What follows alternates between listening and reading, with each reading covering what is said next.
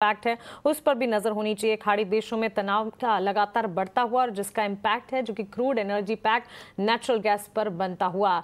Israel और Iran की तरफ से जो टेंशन एस्केलेट होती हुई दिखी उसका असर हमने कच्चे तेल की चाल पर देखा और उसी का एक इम्पैक्ट सेफ हेवन के तौर पर सोने चांदी की चाल पर भी। कच्चे तेल में उबाल था, सेफ हेवन के तौर पर ग्लोबल अनिश्चितताएं जहां जहां पर हैं वहां वहां हम देखते हैं कि प्रेशियस मेटल्स की तरफ दौड़ लगती है और यही हमने देखा आज विदेशी बाजार में भी, बुलियन मार्केट में सोने चांदी की चाल में अच्छा खासा एक्शन और घरेलू बाजार में तो हम देख ही रहे हैं उच्चतम स्तर पर सोने के वायदे में ट्रेड्स नजर आएंगे। सिल्वर लगातार आउट परफॉर्म करती हुई गोल्ड को और ये ट्रेंड आज भी जारी है। अच्छे खासे एक्शन के बीच कामकाज इस वक्त देखने को मिला है।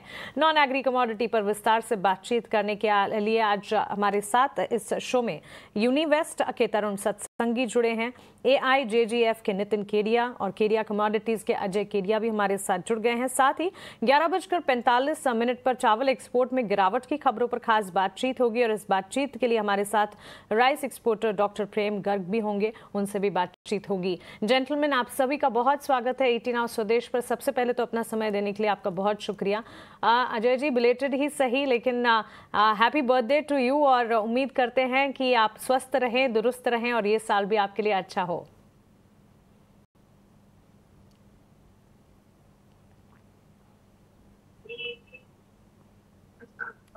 धन्यवाद and thank you so much कि 18 आवर एक परिवार की तरह सपोर्ट करता है। बिल्कुल अजय जी, चलिए तो बातचीत की शुरुआत करते हैं और सबसे पहले कच्चे तेल की चाल पर भी फोकस होना चाहिए क्योंकि आज सुबह सुबह खबर आती हुई दिखी और खाड़ी देशों में लगातार तनाव की बढ़ने की खबर से कच्चे तेल की चाल में एक बड़ा उबाल देखने को मिला। क्रूड के लेवल्स आपके स्क्रीन पर आ जाएंगे। 4 महीने से ज्यादा की ऊंचाई पर कच्चा तेल ट्रेड करता हुआ नजर आ रहा है। MCX पर 6350 के ऊपर 9% का उछाल, वहां पर फरवरी के बाद सबसे तेजी वाले स्तर इस वक्त कच्चे तेल की चाल में आप देखेंगे। ब्रेंट क्रूड $76 के इर्द गिर्द हमने देखा एक बड़ा उबाल, 11% के मूव्स देखने के बाद वहां से थोड़े से गेंस फ्रिजल आउट भी हुए, लेकिन इजराइल ने ईरान पर जो स्ट्राइक की है उसका इंपैक्ट आता हुआ, जियोपॉलिटिकल रिस्क बढ़ने से काफी हद तक एनर्जी पैक में एक इंपैक्ट डेवलप होता हुआ। Tarun ji, good morning to you. आपसे समझना चाहेंगे कच्चे तेल की चाल में लगातार उबाल था और आज सुबह जो ये खबर आती हुई दिखी इसका असर और ज्यादा, और इसी के चलते हम देख रहे हैं कि उछाल जो है लगातार बढ़ता हुआ भी नजर आया। ये पूरे के पूरे सिनेरियो को आप कैसे देखते हैं? Hi, good morning. First of all मैं ये कहना चाहूंगा, I am not associated with Univest now, I am acting as a independent commodity consultant. Now coming to the your question, मुझे ऐसा लगता है कि जिस तरीके से यूक्रेन और रशिया का मार्च 2022 में युद्ध हुआ था, उस समय जो इंट्राडे मूव हुआ था, सिमिलर मूव हमने आज होते हुए देखा है।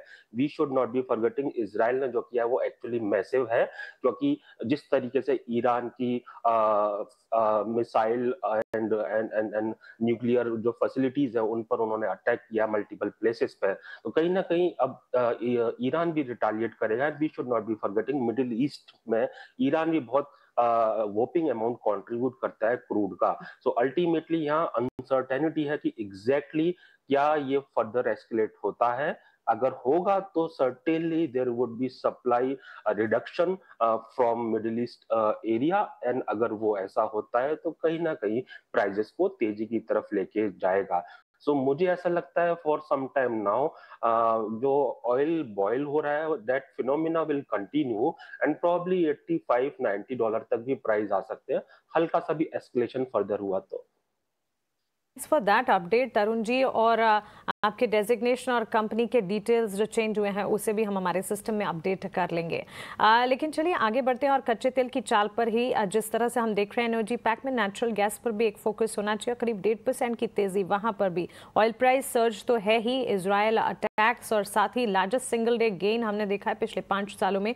नितिन जी, ये पूरे के पूरे सिनेरियो पर आपसे भी एक टेक जानना चाहेंगे। एनर्जी पैक की अगर बात करें और जानकारों की कुछ तमाम ब्रोकरेज रिपोर्ट्स, फॉरेन रिपोर्ट्स की अगर माने तो ये भी कहना है कि कच्चे तेल की चाल में यहां से फर्दर इजाफा और करीब $130 बैरल के आसपास, of course worst case scenario में ही, लेकिन इस तरह के स्तर भी नजर आ सकते हैं। कैसे देख रहे हैं ये पूरे के पूरे सिचुएशन को आप?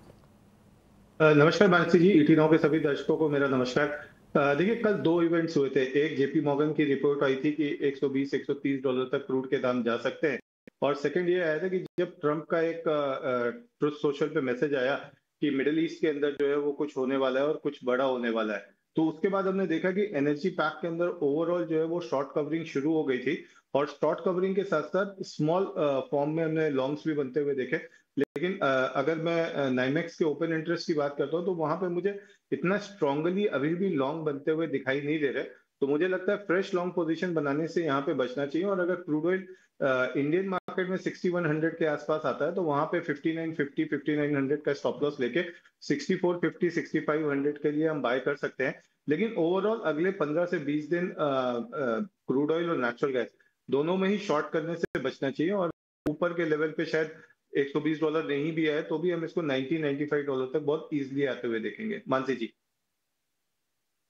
फॉर दैट व्यू, और ऑफ कोर्स कॉशियस एहतियात बरतने की राय हमारे सभी एक्सपर्ट्स की तरफ से इस वक्त बन रही है, क्योंकि जियोपॉलिटिकल कंसर्न्स ढेर सारे और इसी के चलते एब्सोल्यूट वॉलेटिलिटी यहाँ पर जरूर देखने को मिल रही है। एनर्जी पैक में कच्चे तेल की चाल में भी उबाल है और नेचुरल गैस के स्तरों में भी हम देख रहे हैं इजाफा यहाँ पर क्लियरली रिफ्लेक्ट होता हुआ नजर आ रहा है। लेकिन एनर्जी पैक के साथ साथ बुलियन मार्केट की चाल पर भी नजर होनी चाहिए।